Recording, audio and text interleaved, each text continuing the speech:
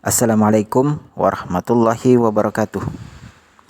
Pada kesempatan kali ini, izinkan saya mewakili kelompok 4 mata kuliah pemrograman mobile untuk mempresentasikan tugas ujian akhir semester yang telah kami kerjakan. Namun sebelumnya, akan saya perkenalkan anggota kelompok kami. Yang pertama ada Muhammad Rizal Rinaldi dengan NIM 202022150031.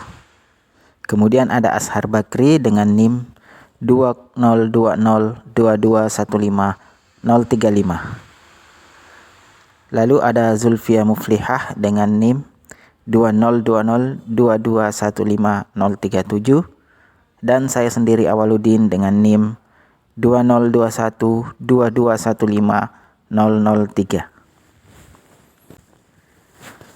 Adapun aplikasi yang kami buat adalah aplikasi e-learning menggunakan bahasa pemrograman Kotlin dan database dari layanan Google yaitu Firebase. Kotlin sendiri adalah bahasa pemrograman modern yang disajikan secara statis yang berjalan pada platform Java Virtual Machine atau JVM. Kotlin menggunakan compiler dari LLVM yang artinya dapat dikompilasi ke dalam kode JavaScript. Selain itu, Kotlin juga sangat populer untuk pemrograman mobile karena Kotlin telah didukung oleh Google sebagai salah satu pemain besar dalam teknologi mobile. Sedangkan Firebase adalah platform pengembangan perangkat lunak yang diluncurkan pada tahun 2011 oleh Firebase Incorporated, lalu diakuisisi oleh Google pada tahun 2014. Awalnya, Firebase adalah layanan database real-time. Namun kini sudah memiliki 18 layanan, di mana 4 diantaranya saat ini dalam versi beta dan application programming interface khusus. Berikut ini adalah aplikasi yang telah kami buat. Aplikasi ini adalah aplikasi e-learning yang masih sangat sederhana, hanya terdiri dari beberapa activity yaitu splash, kemudian halaman utama,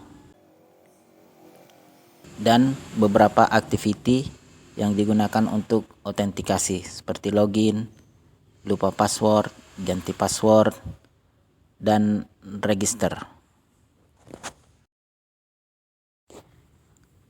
Aplikasi ini akan kami hubungkan dengan layanan Google Firebase.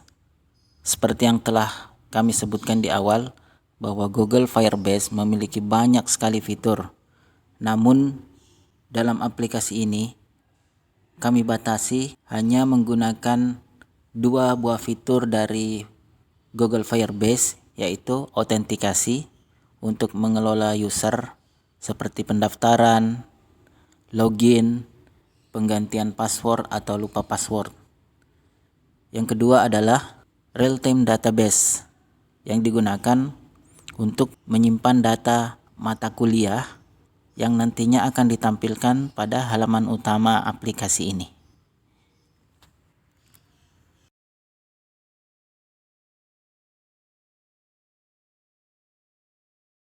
Untuk menghubungkan aplikasi dengan Firebase, kita membutuhkan Firebase Assistant yang bisa kita dapatkan di menu Tools, kemudian klik Firebase.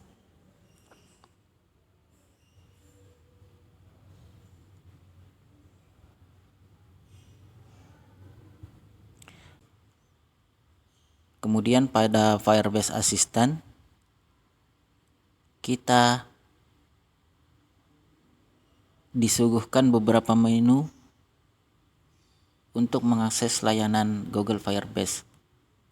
Seperti yang tadi saya katakan, kali ini kita akan menggunakan fitur autentikasi dan real-time database. Jadi saya mulai dengan menginstal autentikasi. Klik pada autentikasi dan autentikasi using Google atau Kotlin. Klik tombol connect to Firebase. Kita akan diarahkan ke halaman konsol Firebase. Jadi pastikan laptop atau PC kita terhubung ke internet sebelum melakukan langkah ini. Oke. Apabila kita belum memiliki project, kita membuat project terlebih dahulu. Klik pada tombol create project, kemudian beri nama sesuai keinginan kita. Di sini saya biarkan saja e-learning apps. Kemudian klik continue. Enable Google Analytics kita biarkan saja. Klik continue. Kemudian kita accept analytic terms dan klik pada create project. Tunggu beberapa saat.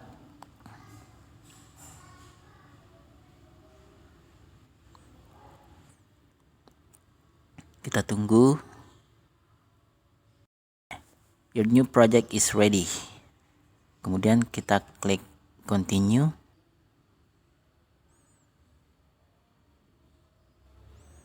Dan klik connect.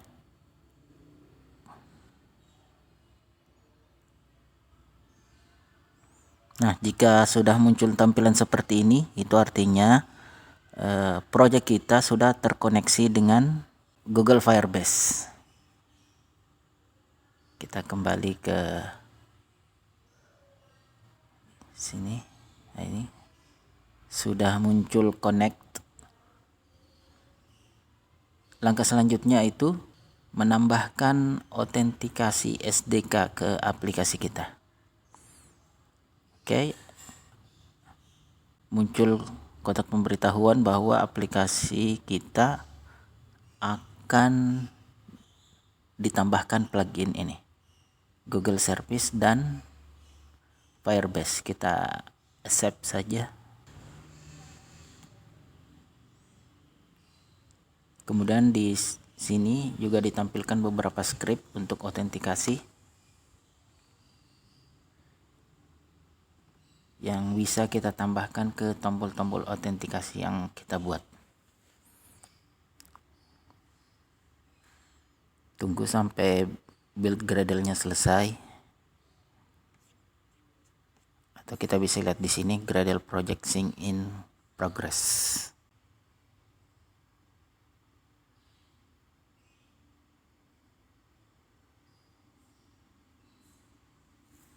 Oke, proses penambahan fitur autentikasi sudah selesai.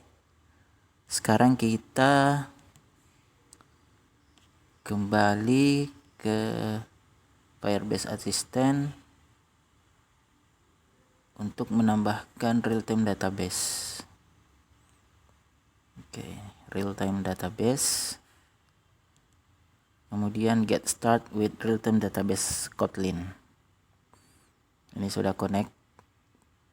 Kemudian add real-time database SDK to your apps. Kita accept change. Tunggu lagi sampai build Gradle-nya selesai.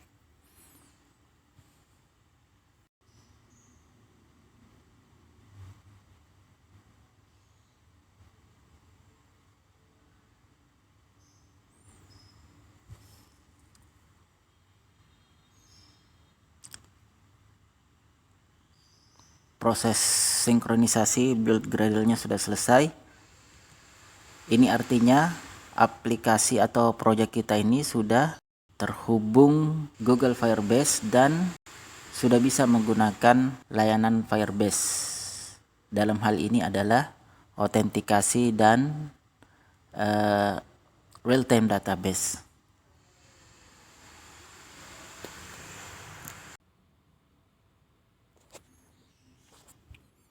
Selanjutnya kita akan membuat real-time database-nya dulu, karena tadi kita belum buat, kita baru membuat project-nya.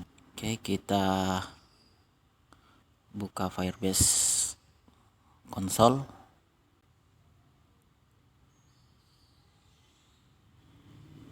Nah, di sini kita belum membuat autentikasi dan real time database. Kita klik build, kemudian authentication,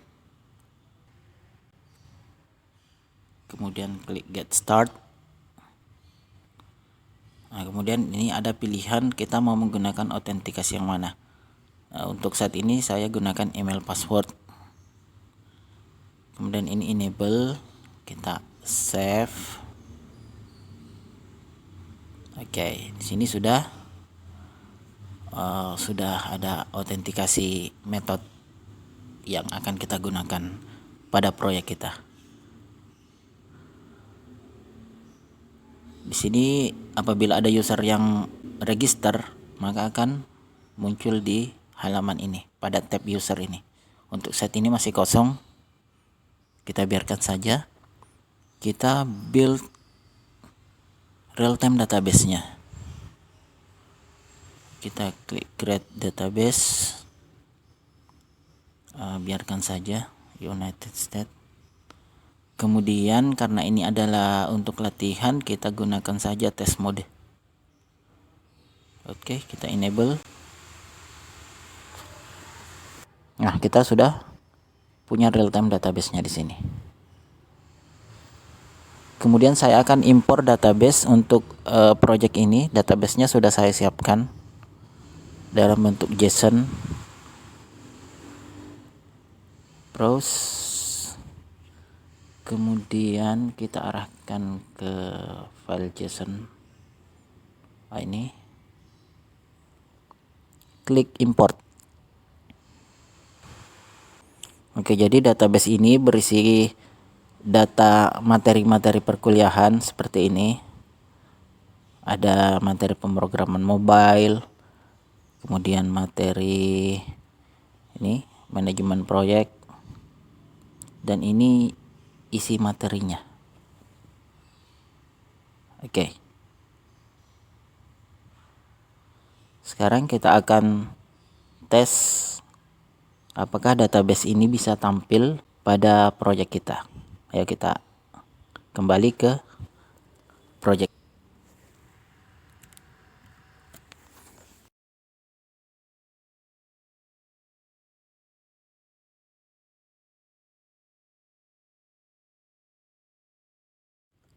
Oke, sekarang kita tes running aplikasi kita, apakah berjalan dengan baik.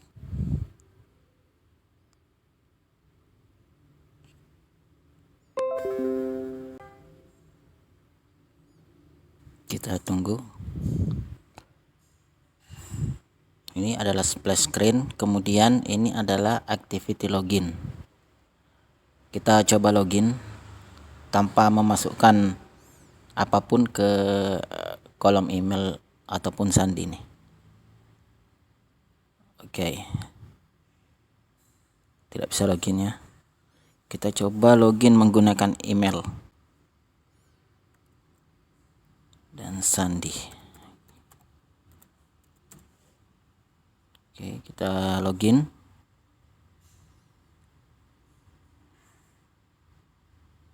Oke, error ya. Belum ada user yang terdaftar. Oke, kita coba buat akun baru.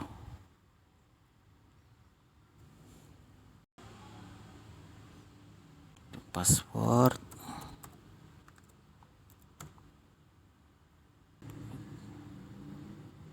Oke, kita coba daftar.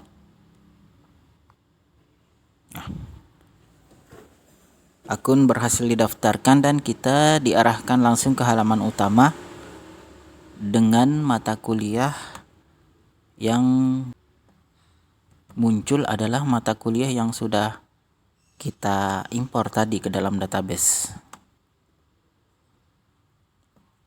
Kita cek database-nya. Jadi di database ini sudah muncul bertambah satu dokumen baru yang namanya users. Dan pada authentication di sini sudah terrecord tuh orang pengguna. Kita kembali ke aplikasi.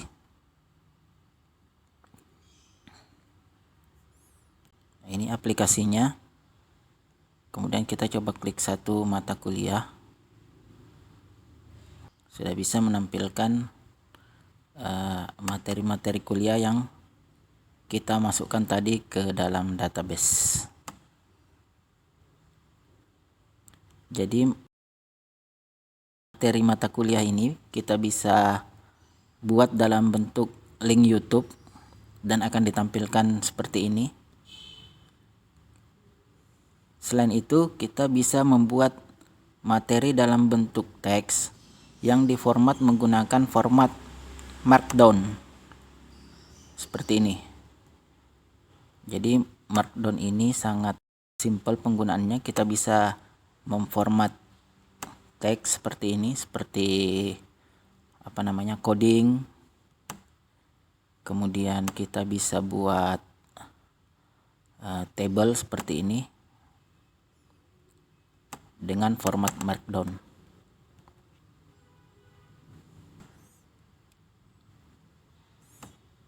Urutannya pun bisa kita sesuaikan, bukan hanya satu macam seperti YouTube tadi di atas, kemudian di bawahnya teks. Kita bisa selang-seling seperti contohnya di materi ini. Saya buat 3 materi YouTube yang masing-masing ada penjelasan di bawahnya. Kemudian untuk autentikasinya kita bisa lihat di halaman user. Di sini ada menu untuk mengubah sandi. Oke. Kemudian ada tombol. Ini tombol ganti bahasa, kita arahkan ke settingan Android. Ya. Jadi ini bukan diatur oleh aplikasi, melainkan dari OS Androidnya sendiri. Kemudian ada tombol keluar. Oke. Kita coba login lagi. Sandinya 1 2 3 4 5.